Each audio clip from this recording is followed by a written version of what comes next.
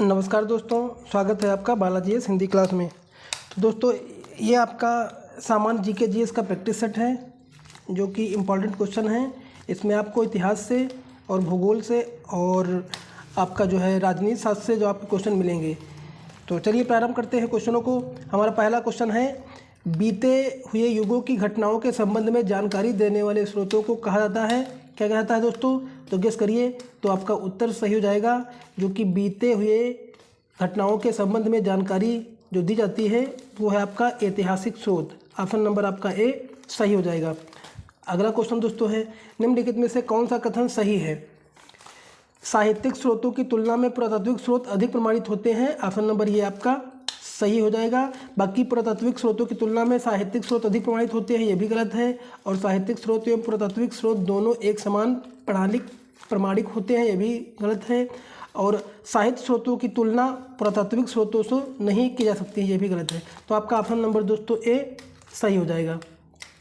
अगला है, किस वेद में प्राचीन वैदिक युग की संस्कृत के बारे में सूचना दी गई है?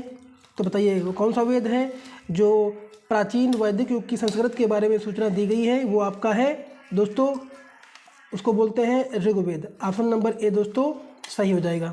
अगला क्वेश्चन, निम्नलिखित में से कौन सा ग्रंथ श्रुति ग्रंथ का अंग नहीं माना जाता है? संहिता, ब्राह्मण, उपनिषद, पुराण। तो ऑप्शन नंबर क्या सही हो जाएगा दोस्तों? आपका संहिता भी है, ब्राह्मण भी है, उपनिषद भी है, लेकिन आपका पुराण नहीं है श्रुति ग्रंथ का। तो ऑप्शन नंबर डी दोस्तों सही हो जाएगा। अगला क्वेश्चन, निम्नलिखित में से कौन सा ग्रंथ यह दावा करता है जो उस ग्रंथ में है वह विश्व में है, और जो उस ग्रंथ में नहीं वह विश्व में अलभ्य है? दोस्तों किस में है ये दावा? किस ग्रंथ में होता है दोस्तों? तो आपका किस में होता है? आपका महाभारत में होता है। ऑप्शन नंबर डी दोस्तों सही हो जाएगा। त्रिपिटक धर्म ग्रंथ है दोस्तों। तो त्रिपिटक किसका धर्म ग्रंथ है दोस्तों? त्रिपिटक आपका है बौद्धों का। तो ऑप्शन नंबर आपका बी सही हो जाएगा। अगला है, जातक ग्रंथ किसका है? तो दोस्तों जातक ग्रंथ आपका है दोस्तों, जातक ग्रंथ जो है आपका है किसका है दोस्तों? जातक ग्रंथ आपका दोस्तों बौद्धों का है। तो ऑप्शन नंबर दोस्तों आपका सी सही हो जाएगा।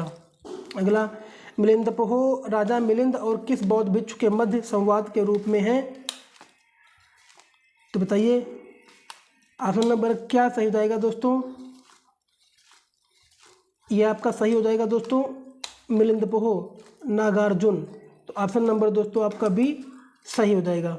अगला है, निम्न में से किसकी तुलना मैकियावेली के प्रिंस से की जा सकती है? तो दोस्तों आपका उत्तर सही हो जाएगा दोस्तों, मैकियावेली की प्रिंस से तुलना जो है कौटिल्य के अर्थशास्त्र के की जाती है। तो ऑप्शन नंबर आपका बी सही हो जाएगा। अगला, कौटिल्य के अर्थशास्त्र में किस पहलू पर प्रकाश डाला गया है? तो आपका राजनीति पर प्रकाश डाला गया है। ऑप्शन नंबर आपका दोस्तों बी सही हो जाएगा। अगला क्वेश्चन, बी आर अम्बेडकर और महात्मा गांधी के मध्य सन 1932 में हस्तांतरित पूना समझौता के मध्य में प्रावधान था। क्या प्रावधान था दोस्तों? तो जो इसे ये प्रावधान जो 1932 में हुआ था वो आपका हुआ था दोस्तों हरिजनों के लिए आरक्षण सहित संयुक्त निर्वाचन क्षेत्र का। तो ऑप्शन नंबर दोस्तों आपका डी सही हो जाएगा, जो कि 1932 में महात्मा गांधी और अंबेडकर के बीच हुआ था। अगला दोस्तों है, वह कौन सा अधिनियम था जिसे भारत में सत्ता ब्रिटिश ईस्ट इंडिया कंपनी से ब्रिटिश क्राउन में हस्तांतरित की गई थी? तो दोस्तों वो कौन सा था अधिनियम?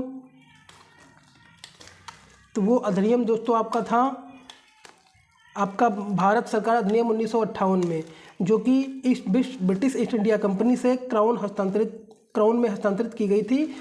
भारत सरकार अधिनियम 1958 में की गई थी। तो ऑप्शन नंबर दोस्तों आपका डी सही हो जाएगा। अगला, निम्नलिखित में से किस अधिनियम द्वारा भारत के गवर्नर जनरल को अध्यादेश जारी करने की शक्ति प्रदान की गई थी? तो बताइए, गवर्नर जनरल को अध्यादेश जारी करने की शक्ति किस अधिनियम द्वारा प्रदान की गई थी? तो आपका ऑप्शन नंबर दोस्तों बी सही हो जाएगा, जो कि भारतीय परिषद अधिनियम 1961 में प्रदान की गई थी। ऑप्शन नंबर बी दोस्तों सही हो जाएगा। यह सिद्धांत कि स्वतंत्र भारत के लिए यह नए संविधान को तैयार करना मुख्यतः यद्यप अकेले नहीं है, खुद स्वयं भारतीयों की जिम्मेदारी होनी चाहिए। पहली बार निम्नलिखित में से किस एक में स्वीकार किया गया था? तो ये जो स्वीकार किया गया था ये है आपका लिथगो का अगस्त प्रस्ताव। ऑप्शन नंबर दोस्तों बी सही हो जाएगा।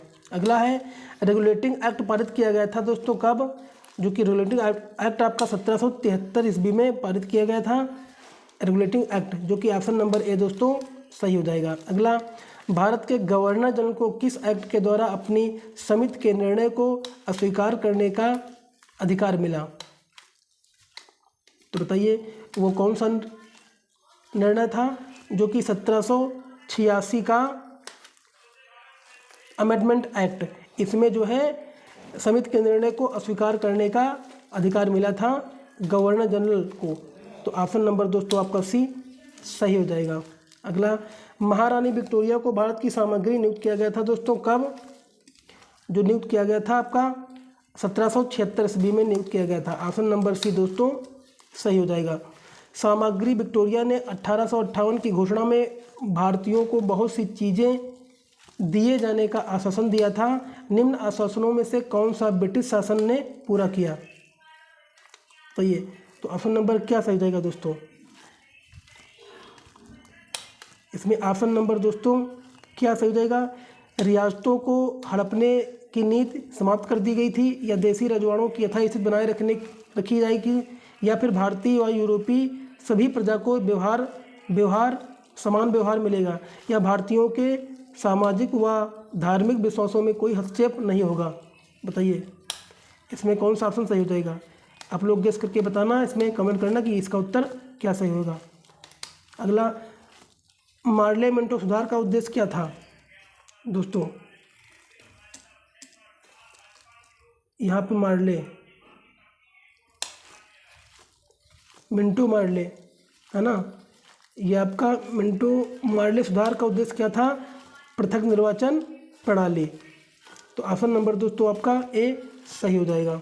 अगला, मार्ले मिंटो सुधार बिल किस वर्ष पारित किया गया था? तो 1909 में पारित किया गया था, जो कि ऑप्शन नंबर दोस्तों आपका बी सही हो जाएगा। अगला क्वेश्चन, पृथ्वी की आंतरिक संरचना के संबंध में सर्वाधिक महत्वपूर्ण जानकारी का स्रोत क्या है? तो यह है आपका भूकंप विज्ञान, जो कि ऑप्शन नंबर बी दोस्तों सही हो जाएगा। सियाल, सीमा तथा नीफे के रूप में भूगर्भ का विभाजन किसके द्वारा किया गया था? वो दोस्तों सूर्य के द्वारा किया गया था, जो कि ऑप्शन नंबर डी दोस्तों सही हो जाएगा। पृथ्वी के धरातल के केंद्र की ओर निम्नलिखित का सही क्रम क्या होगा? तो पहले सियाल, फिर सीमा, फिर नीफे। तो ऑप्शन नंबर दोस्तों आपका ए सही हो जाएगा। अगला, निम्नलिखित में से कौन सा ग्रंथ कथन सही है? बताइए। सियाल में ग्रेनाइट एवं नीस जैसी चट्टानों की प्रधानता है, या सीमा का निर्माण मुख्यतः बेसाल्ट एवं ग्रेबो जैसे चट्टानों से हुआ है, या क्रोड में निकेल एवं लोहे जैसे तत्वों की प्रधानता है? तो ये आपको ऑप्शन नंबर सही तीनों हो जाएंगे। तो ऑप्शन नंबर उपयुक्त सभी। भूपृष्ठ की किस परत में बेसाल्ट चट्टानों की अधिकता है? तो दोस्तों किसमें है? जो कि बेसाल्ट चट्टानों की अधिकता दोस्तों सीमा में पाई जाती है। तो ऑप्शन नंबर बी दोस्तों सही हो जाएगा। पृथ्वी के किस भाग में निकेल और लोहा की प्रधानता है? तो ये जो प्रधानता है नीफे में।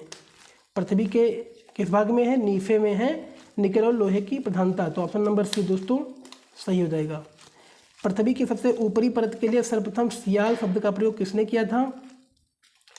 तो सियाल शब्द का जो प्रयोग किया था वो सूर्य ने किया था। किसने किया था? सूर्य ने। ऑप्शन नंबर दोस्तों आपका बी सही हो जाएगा। अगला है, पृथ्वी को 3 संकेंद्री परतों के ऊपरी से दूसरी परत का नाम क्या है? पहला होता है सियाल, फिर सीमा, फिर नीफे। तो आपका दूसरी परत है आपकी सीमा। ऑप्शन नंबर बी सही हो जाएगा। पृथ्वी के केंद्र में पाया जाने वाला चुंबकीय पदार्थ है क्या है?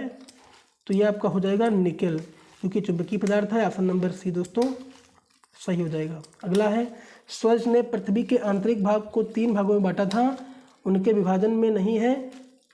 सियाल है, सीमा है, नीफे है, लेकिन सबस्टाइम नहीं है। तो ऑप्शन नंबर डी दोस्तों सही हो जाएगा। तो दोस्तों इस प्रैक्टिस सेट में हम इतने ही क्वेश्चनों को रखेंगे। अगर वीडियो अच्छा लगा हो तो लाइक करिए, कमेंट करिए और चैनल को सब्सक्राइब कर लीजिए। धन्यवाद।